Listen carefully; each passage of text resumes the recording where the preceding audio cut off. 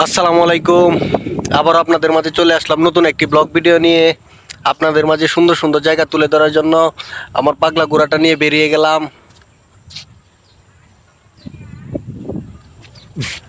হালকা হালকা বৃষ্টি বৃষ্টি ভাব, চারদিকটা অনেক সুন্দর ছিল, চারদিকে প্রচুর বাতাস ছিল, ওয়েদারটাও অনেক সুন্দর, সেই চমলক্ষ।